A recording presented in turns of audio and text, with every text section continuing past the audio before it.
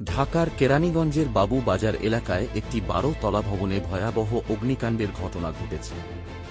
আগুন নিয়ন্ত্রণে আনতে ৪ ঘণ্টারও বেশি সময় ধরে কাজ করছে ফায়ার সার্ভিস। পরিস্থিতি সামাল দিতে যোগ করা হয়েছে আরও ২টি নতুন ইউনিট।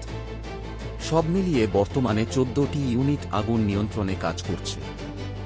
আগুনে ভবনের ভেতরে আটকে পড়া অন্তত ৪২ জনকে নিরাপদে উদ্ধার করা হয়েছে।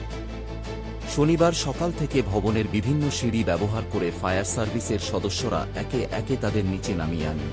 ফায়ার সার্ভিস ও সিভিল ডিফেন্সের মিডিয়া কর্মকর্তা আনোয়ারুল ইসলাম জানান, পরিস্থিতি বিবেচনায় অতিরিক্ত আরও ২টি ইউনিট যোগ করা হয়েছে।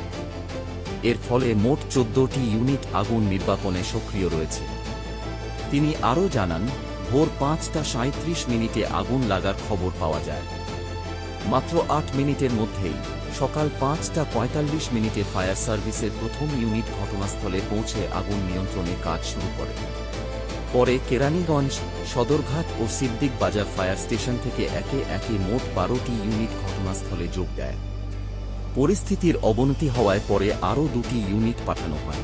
ফায়ার সার্ভিসের পক্ষ থেকে জানানো হয়েছে, আগুন লাগার সঠিক কারণ এবং ক্ষয়ক্ষতির পরিমাণ তাৎক্ষণিকভাবে জানা যায়নি। তবে সর্বোচ্চ চেষ্টা চালিয়ে আগুন নিয়ন্ত্রণে আনার কাজ চলছে। এখন পর্যন্ত এই ঘটনায় কোনো হতাহতের খবর পাওয়া যায়নি। পরবর্তী আপডেট পেতে আমাদের চ্যানেলটি সাবস্ক্রাইব করুন।